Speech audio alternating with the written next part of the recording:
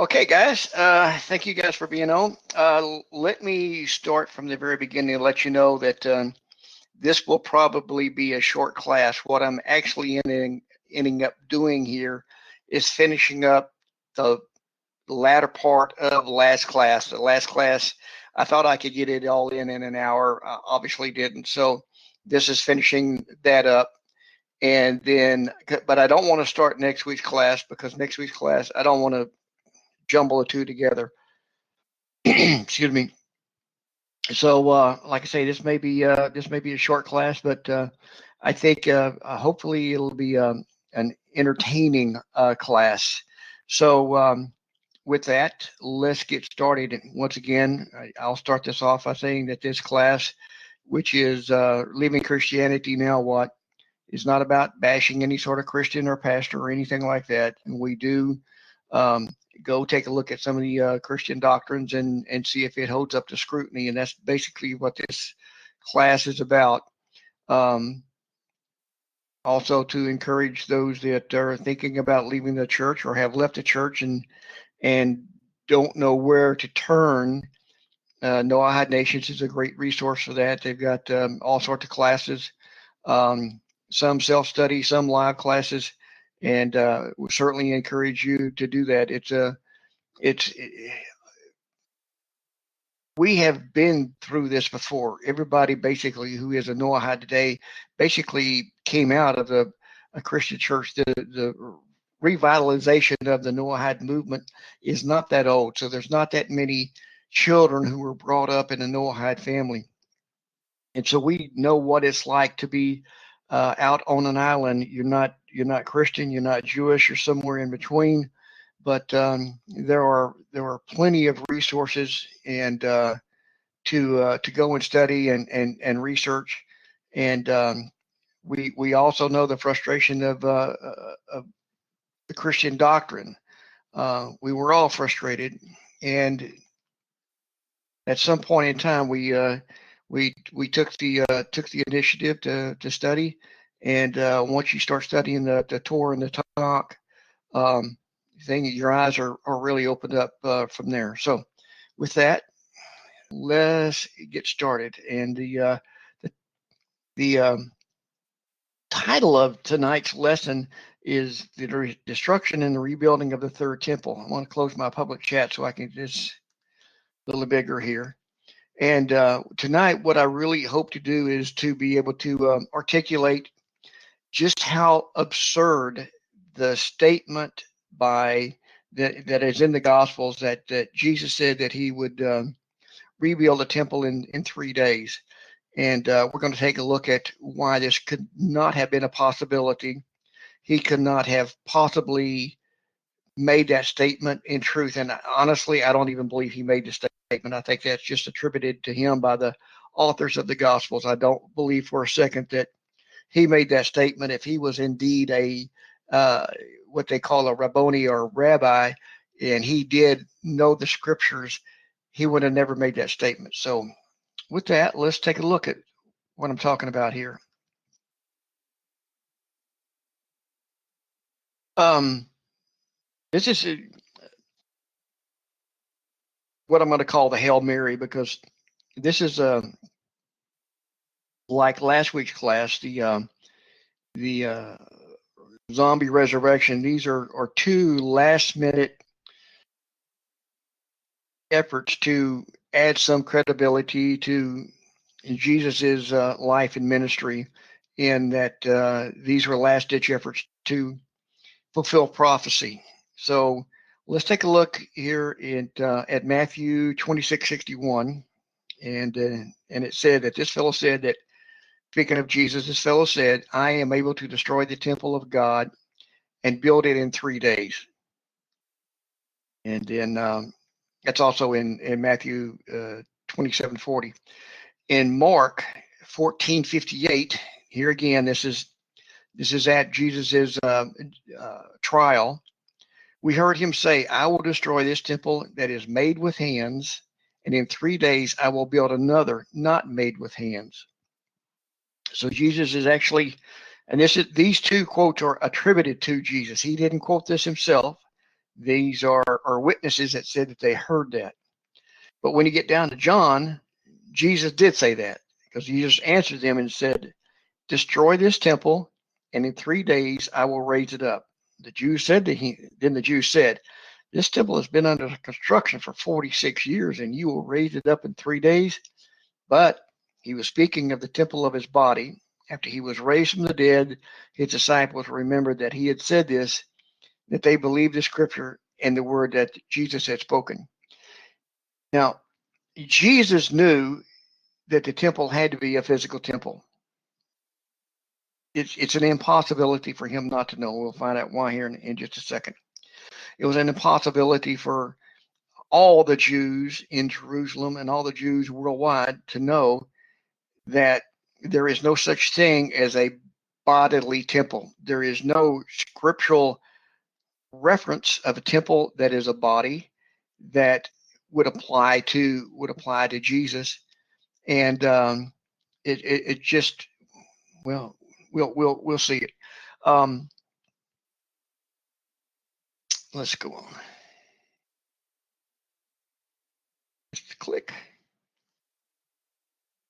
The reason it's an impossibility is because in Ezekiel chapters 40 through 48, there are 8 dedicated chapters about the building of the third and final temple. And it gives dimensions and measurements, and it is absolutely down to the minutest detail of what will take place when the third temple is built. So I'm not going to probably read the whole thing, but I'm going to read some of this just to give you a flavor of how the dimensions and everything are working. In the 5 and 20th year of our captivity, let me kind of set this up.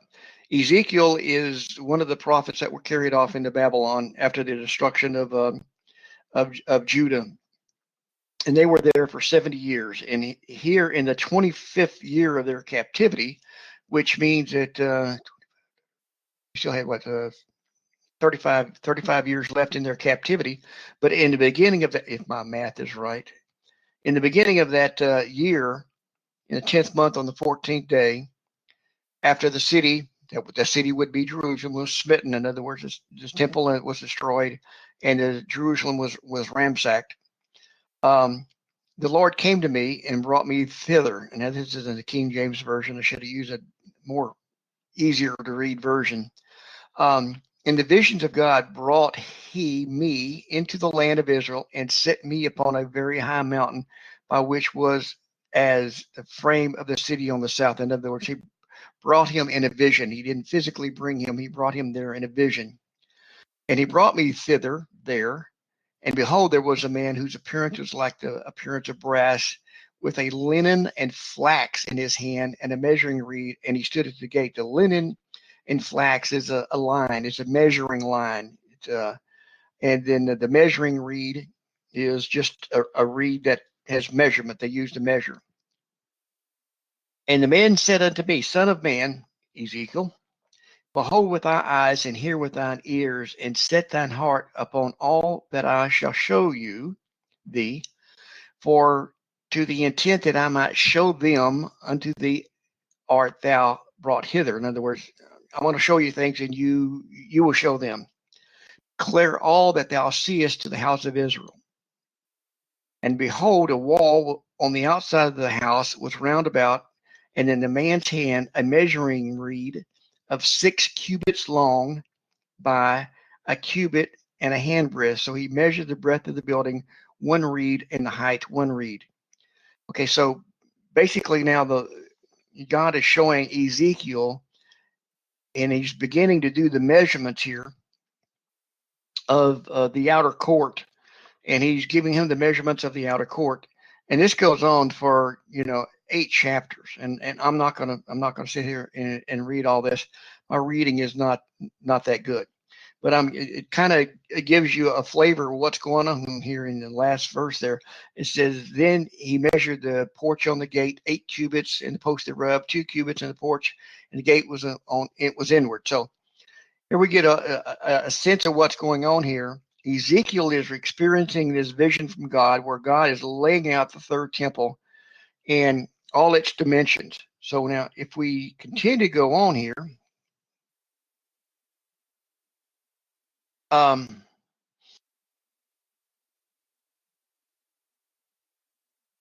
there is in Ezekiel 41. I just want to bring out a point here. Like I said, these measurements are from Ezekiel 40 all the way through 48. But in 41, he specifically uses the word temple. And afterward, he brought me to the temple and measured the post 6 cubits broad and so forth. And get down at the very end. So he measured the length thereof 20 cubits and the breadth 20 cubits before the temple. And he said unto me, this is the most holy place. So it is talking about the third and final temple and the number of or the measurements. Now, in the Mishnah, which is one of the books of the Oral Torah, it is recorded, as not recorded here in Ezekiel, but is it recorded in the Mishnah that God, in his discussion with Ezekiel, Ezekiel kind of pushed back on this, and he said, God, hey, we're in captivity. We're in a foreign land. Why don't you wait until we come out of captivity when we get back to Jerusalem and then show us these dimensions? But we're still going to be in captivity. He knew that they were going to be in captivity for 70 years. So he says, we're still in captivity for a while. But God told Ezekiel, he said, not so, because he says that even though you're in a foreign land does not mean that they being the Jews, cannot study and comprehend the blueprint of the temple. And God goes on further states that if the Jews will diligently study, or they diligently study the dimensions, it would be as if they were participating in the building of the temple themselves. So this is the reason that God gave it to them while they were in captivity, so that they could study the dimensions and the laws of the temple, and they would be credited that if they studied it diligently, as if they were actually building the temple themselves.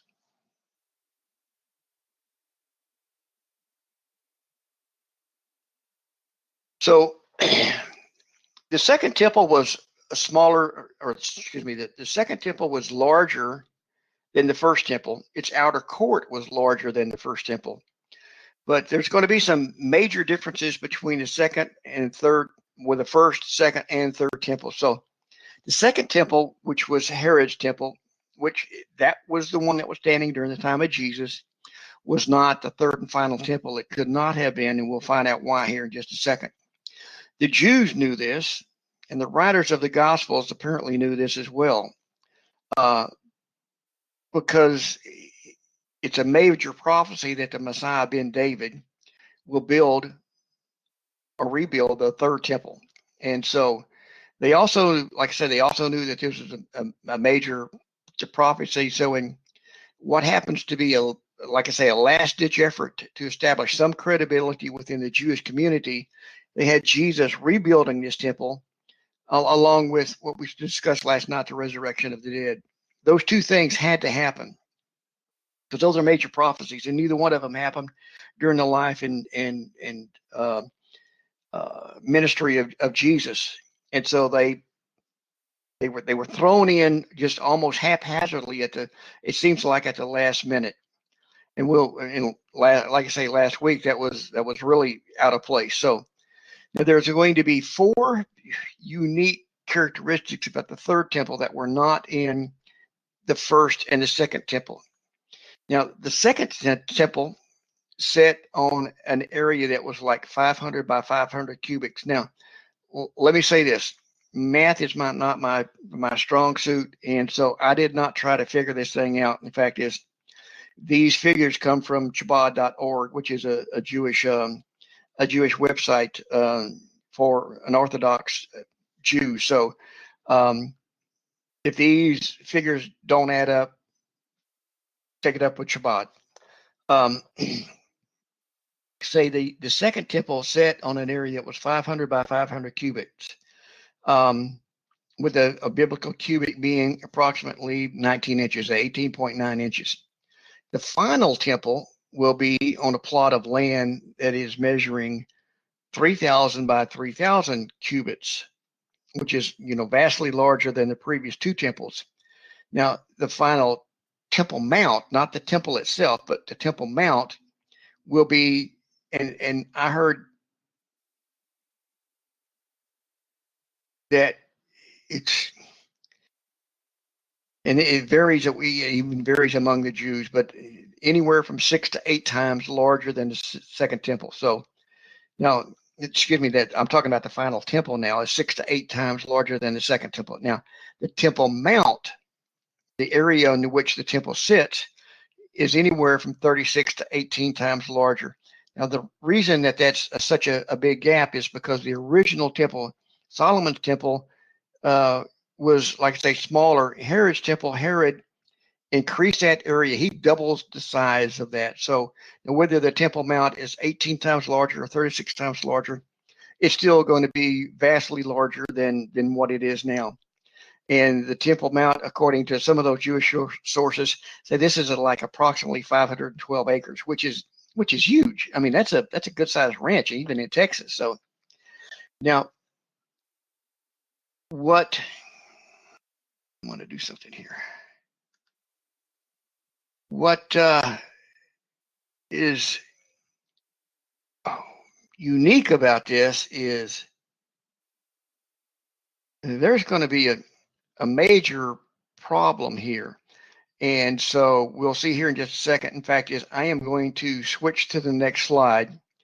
I've got my public chat open because I don't know how long it takes for this picture to come up. But when I pull up this picture,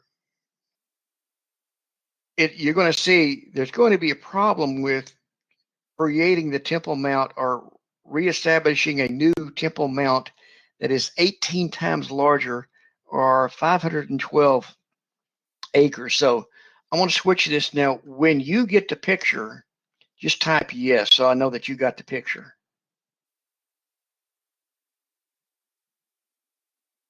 And I'll wait. Okay, so we have a problem here. I guess you could probably see my little red dot here. On the front of the picture, this is a current remains of the Herod's temple, the Temple Mount. The front, the left boundary, the back boundary where all the trees are, and then off to the right, you can see a straight line there, the right boundary. Now that's the Temple Mount area, and the new Temple Mount area is going to be 18 times that size. Even if we just took the Dome of the Rock in that little square there, and let's just say that that's the area of the third temple, and it's going to be 6 times larger, it cannot possibly fit within the confines of the normal Temple Mount as it is now. So if this is going to be this Temple Mount area, it's going to be 18 times larger, it won't even fit in this page. All these buildings and businesses and homes and cemeteries and schools and hospitals, it's just not going to fit there. So this is going to be truly an act of God to expand this to the third and final temple. How Hashem is going to do this, we just have to wait and see. There is a debate among Jews that the Messiah ben David will usher this in, and that he will be the leader of the construction of the third temple. There's also an opposing view that God himself will build this third temple, and he will just bring it down. It'll come down from the heavens. It'll come down through the clouds and be set on top of this other one. Whichever one is true, we'll just have to simply wait and find out. But if it is built with human construction, then there's going to have to be a lot of demolition going on. I guess that's just the best way to say that. So now let me get back to that slide. So one of the second things that is going to be unique about the third temple is that the temple itself will be square. the previous two temples were more in a rectangle shape, but the third temple will be square. Now I'll get past this. The third unique thing about the third You are temple. currently the only person in this conference.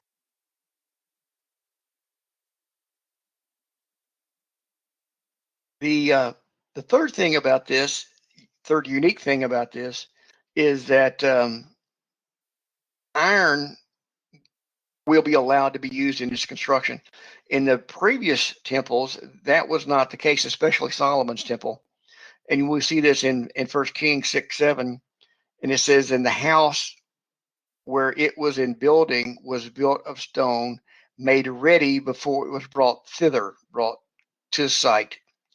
And there was neither hammer nor axe or any tool of iron heard in the house while it was building."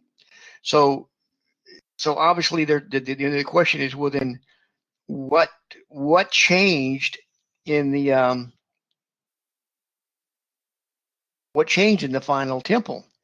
Um, the the reasons that the rabbis give is that the temple, the third temple, on the other hand, will be built in the Messianic age, where swords will be beaten into plowshares and iron will be used for only the positive. That really basically nullifies the prohibition of using metal in the construction of the temple.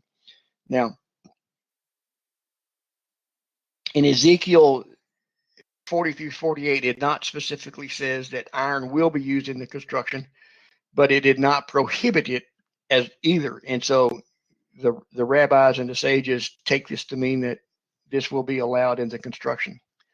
A further explanation about the iron being used in the temple is that the sages say that the first two temples, iron was an element that was used for war, and consequently the shortening of life. In other words, iron was used to kill people during war. The purpose of the temple was to make peace between God and man, and thereby lengthening one's life. Hashem determined that it would be improper to build a life-sustaining structure with material that was used in the very opposite manner in a life-taking manner. So, but I think at this point, most sages and scholars will agree that the rebuilding of the temple is one of the last of the major prophecies that the Messiah ben David will do. He will fight the wars of God. He will bring back all the Jews.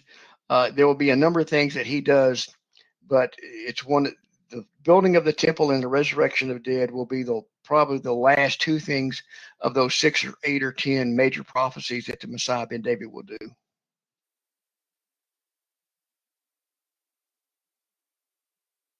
The fourth thing is that all flesh will stream to it, it being the third temple, continually. In Isaiah 66:23, and this, of course, is a messianic prophecy as well, and it shall come to pass that from one new moon to another, and from one Shabbat to another, shall all flesh, including the Gentiles, come to worship before me, saith the Lord. That has not happened, so that is definitely a messianic prophecy. Then in Isaiah 2:2-4, and it shall come to pass in the last days, which we have not experienced yet, that the mountain of the Lord's house shall be established in the top of the mountains, and shall be exalted above the hills, and all nations shall flow unto it. That obviously has not taken place yet. And many people shall go and say, Come ye, let us go up unto the mountain of the Lord, to the house of God of Jacob. He will teach us his ways, and we will walk in his paths.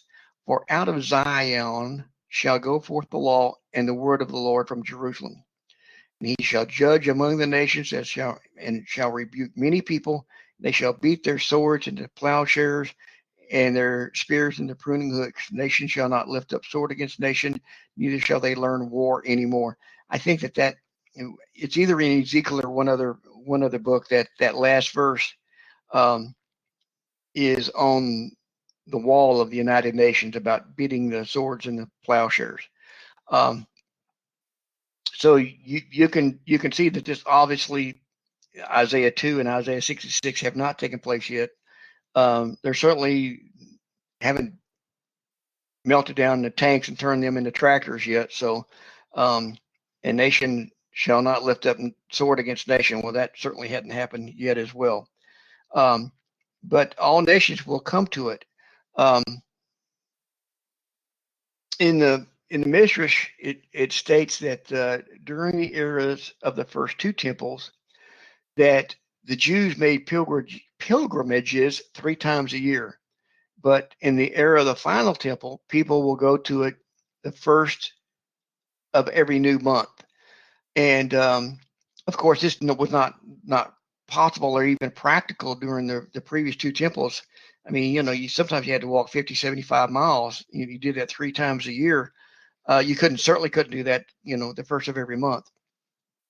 But in the days of the final temple, according to the Midrash, the sages say that there'll be clouds to transport him to Jerusalem and to the temple. Now, I'm really not sure that they're talking about physical clouds or they're talking about virtual clouds, but I find it very interesting that they're using terminology like streaming to it and going there by way of clouds.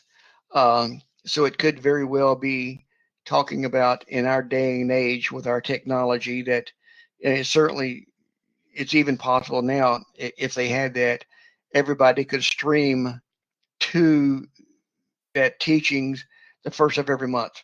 That's possible even in our day and age. So that very well be what is spoken of here. Only time will tell.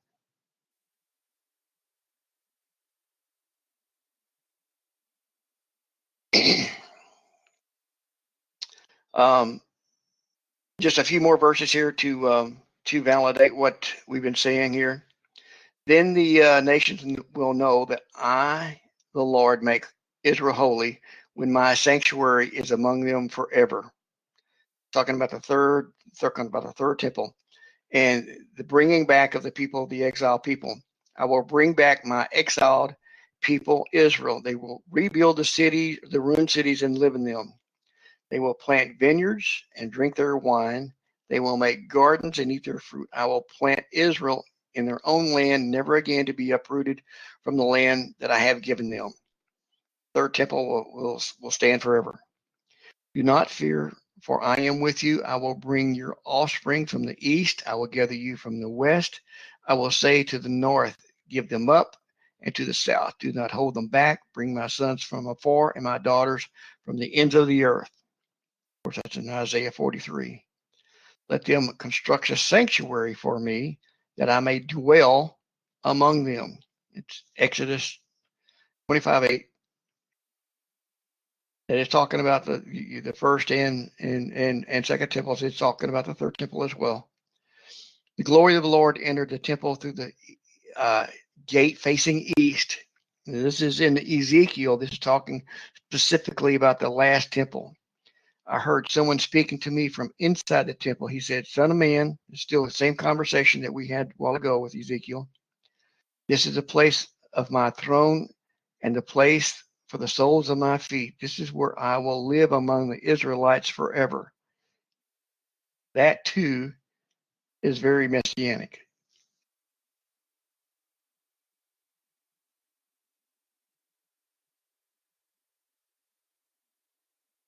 Now, one of the reasons that I am emphatic that Jesus should have known this is when we look in the Gospels, Jesus is called a rabbi. Jesus supposedly knew the Torah. In fact, is in Luke 4:16 and 17, it reads that when he, this being Jesus, came to Nazareth where he was brought up, he went to the synagogue on the Sabbath day, as was his custom. He stood up to read, and the scroll of the prophet Isaiah was given to him, and he unrolled the scroll and found the place where it was written. You had to do that, you had to know the scriptures very, very well. If he knew Isaiah, he knew Ezekiel. Also in Luke there, 24, 25 to 27, and they asked, then he said to them, then this is after his resurrection, oh, how foolish you are, and slow of heart to believe that all the prophets have declared. Was it not necessary that the Messiah should suffer all these things and then enter into his glory? Then, beginning with Moses and all the prophets, he interpreted to them the things about himself in the scriptures, which here again, I don't believe that Jesus actually said that. I believe that that was attributed to him. But even at that, it states there that Jesus explicitly knew the scriptures. If he knew the scriptures, he knew by way of Ezekiel that the third temple is a physical temple built on the exact same spot as the second temple. So therefore, that's why they said he had to destroy the temple. If he was a Messiah, he was to rebuild or remodel the existing second temple. And you can see that there's going to have to be some major, even in the day of Jesus, there was villages and all sorts of buildings and schools and cemeteries in and around that temple. And it would have been a virtual impossibility to do that during Jesus' time.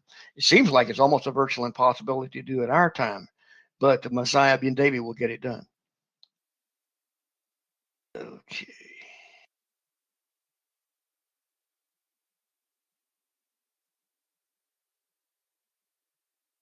This is one thing that Jesus is supposed to be the final sacrifice, the perfect and final sacrifice, and that when the new temple is built, that sacrifices will not be offered, but that's not true.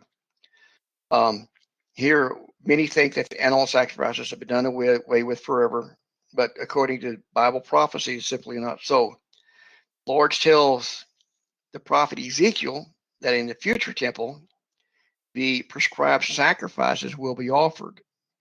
And it quotes Ezekiel 42 here, where we've been reading. The north and south rooms facing the temple courtyard are the priest rooms, where the priest who approach the Lord will eat the most holy offerings. They will be put there.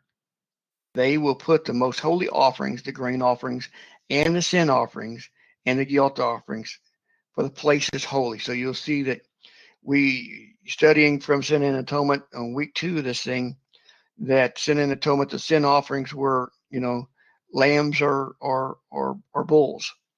And so blood sacrifices, offerings will be made in the third and final temple. So even if Jesus's body was a temple, then he's still not the final sacrifice. So, all right. Okay, that kind of concludes that, but I want to go one thing here and offer this to you guys. This is a side-by-side comparison of the Gospels, because we've been talking about the crucifixion and resurrection of Jesus. And what this is, I ran across this several years ago, and I typed it out on a Word document, and this has just 3 questions here, and I'm not going to show you the whole thing, but the whole thing is like 18 or 20 questions. But this is really, really good to have, because if you get into discussion with Christians and you say that, man, there's all sorts of contradictions, and they say, no, there's not any contradictions. Well, pull this 3-page document out and say, look, why don't we get a cup of coffee, sit at the kitchen table, you get your Bible, I'll get a Bible, and we'll go through this and we'll look it up and we'll compare them side by side. And on the first question there, on which day was Jesus crucified? Well, you have someone go to John, you have someone go to Mark, you have someone go to Luke and Matthew, and then put all the answers down. And it's amazing that Christians very rarely, if ever, look at this on a side-by-side comparison. And when they see this at a side-by-side comparison, you're going to get different answers. You know, obviously, John has a different answer than the synoptic gospels of Mark, Matthew, and Luke. You go to the next question: what time was Jesus crucified? John's going to have him crucified at noon. Mark's going to have him crucified at 9 o'clock in the morning. Well, that's pretty significant. That's a, you know, and you go on to who bore the cross. John's going to have Jesus carrying the cross the whole way. Well, whereas Matthew, Mark, and Luke will have Simon carrying the cross part way. And you could, and these would just go on, and like I say, I think these are 18 to 20 questions. I think I only did like three slides here. But you know, let me get back to 6. When you get to number 6 here, that's going to be a real problem for them. That always stumps them. It always stumped me. Jesus prophesied that he'd be in the belly of the earth, just as Jonah was in the belly of the great fish for 3 days and 3 nights. That's Matthew 12:40. So how long was Jesus in the grave? Let them figure it out. Let them try to figure it out. And it'll be a real eye-opening experience for your Christian friends. So if you guys want this, just type in yes, and I will send this. I'll send this to you guys. So with that, like I say, this was going to be a short class. Let me tell you what next class is going to be about. And then next class will probably be my last class for a while. I'm going to take a break because I want to do Isaiah 53, Isaiah chapter 53, which is a huge thing for Christians. Christians, anytime they talk about proselyting the Jews or ministering to the Jews, they always bring up Isaiah 53, and they are well versed on it. So I want to do this and make that an in-depth study, but it's going to take me 4, 5, or 6 weeks to put that together, and I anticipate that being probably a 4 lessons, maybe 5 lesson teaching on Isaiah 53. So next week we'll have one more class, and then I'll take a break for about 4 or 5 weeks. Then I'll come back and do Isaiah 53. And maybe Ray can find someone to teach in the interim, or if not, then we'll just, give it a spring break, so to speak, a Corona break, so to speak, and then and do that. So,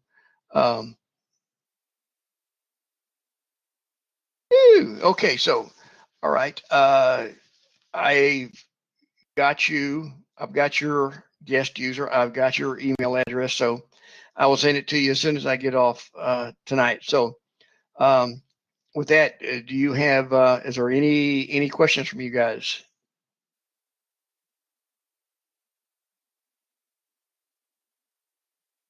I guess not. So, all right, well then,